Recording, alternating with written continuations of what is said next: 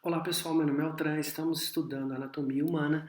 Nesse vídeo nós vamos estudar anatomia muscular esquelética, que tem como conteúdo programático características do tecido muscular, anatomias macro e microscópica do músculo esquelético. Dentre as características do tecido muscular, nós encontramos as propriedades. O músculo tem a propriedade de contratilidade, isto é, gerar movimento por meio de miofilamentos que nós vamos estudar mais para frente. A figura mostra o bíceps, o tendão de origem e o tendão de inserção. Quando o bíceps encurta, ele gera contratilidade. Outra característica, outra propriedade é a capacidade de excitabilidade. Para que haja contratilidade, o músculo nosso tem que ter uma inervação motoneurônio alfa em cada fibra, que vai desencadear a contração muscular. Finalmente, nós temos outras características, outras propriedades, que são a extensibilidade e elasticidade. Isso quer dizer que o músculo ele se estende e pode voltar para o tamanho anterior. Os tipos, alguns já podem conhecer, que é o músculo liso, esquelético e cardíaco. Nesse vídeo nós vamos estudar o esquelético, que ele tem fibras longitudinais dispostas em paralelo, polinucleadas, esses núcleos localizados nas periferias, e agora a gente vai estudar algumas características macro e microscópicas dele, mais para frente. As funções do músculo esquelético nós já conhecemos, que é produzir movimento. Algumas contrações musculares permitem manter a postura e também o posicionamento para determinada função. Sustentação de tecidos moles, então a parede abdominal e o assoalho pélvico são uma camada de músculo esquelético que permite a sustentação das vísceras. Regulação de entrada e saída de alimentos, então nós temos os esfíncteres, nesse caso aqui o estômago, o esfíncter esofágico e o pilórico, que permite a entrada e a saída de alimento no estômago, e também a manutenção da temperatura corporal. Quando se há contração, utiliza-se energia do ATP, essa energia do ATP é usada, gera o movimento, mas em compensação também é dissipada em forma de calor. Em relação à anatomia macroscópica, nós temos o tecido conjuntivo, fascículos, inervação e vascularização. O músculo é revestido por um tecido conjuntivo denominado de epimísio. Esse epimísio, ele reveste todo o músculo. Dentro do músculo, nós vamos encontrar um conjunto de fibras musculares separadas como se fossem pacotinhos. Esses pacotes são denominados de fascículos, que contêm um determinado número de fibras musculares, e esses fascículos são individualizados pelo envoltório ou pelo tecido conjuntivo chamado perimísio. Dentro dos fascículos nós vamos encontrar várias fibras musculares que são envolvidas pelo endomísio. O epimísio, o perimísio e o endomísio darão origem ao tendão de origem e ao tendão de inserção. Aqui mostra várias fibras musculares, a membrana celular, mas percebam aqui um tecido conjuntivo amarelado que é o endomísio.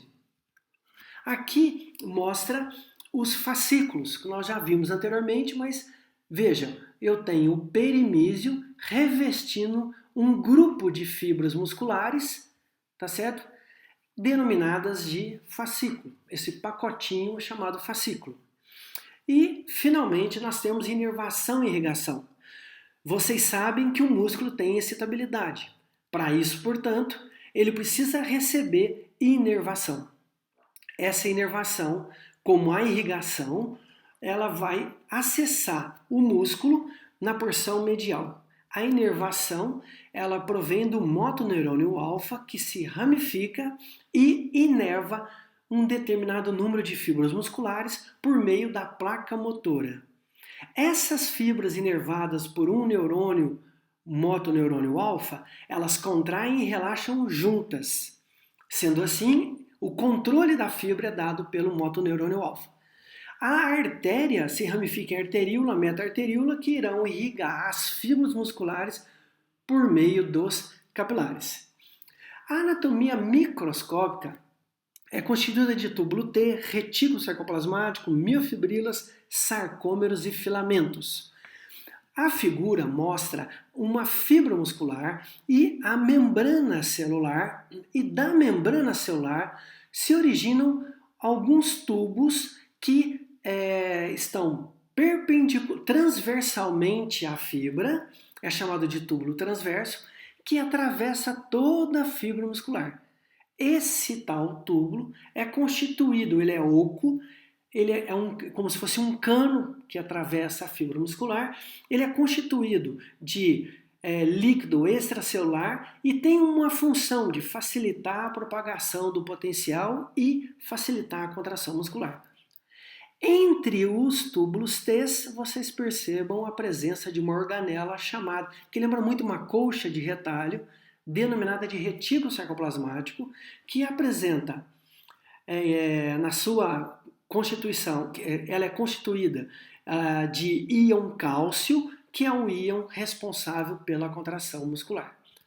A figura mostra a membrana celular, uma fibra muscular, a membrana, olha, em roxo o túbulo T, em azul o retículo, e vocês percebam que eles estão em volta de uma estrutura paralela e alongada. Essa estrutura é denominada de miofibrila.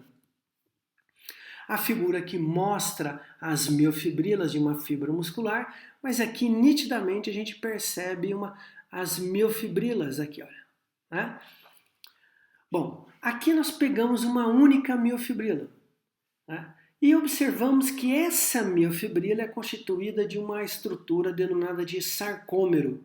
E esses sarcômeros, eles são delimitados por discos, denominados de disco Z ou linha Z. Portanto, um sarcômero é o espaço dentro da miofibrila compreendido por duas linhas ou disco Z. Esse sarcômero lembra muito um trem, onde eu tenho os vagões, um na frente do outro, que são os sarcômeros. Dentro do sarcômero, nós vamos encontrar os filamentos proteicos. Né? Na realidade, são 3. Um deles, aqui eu mostro de novo o disco Z, e aqui a gente atende por um filamento chamado titina. Esse filamento titina, ele está fixado no disco Z de um lado até o outro, essa molinha aqui, esse prolongamento.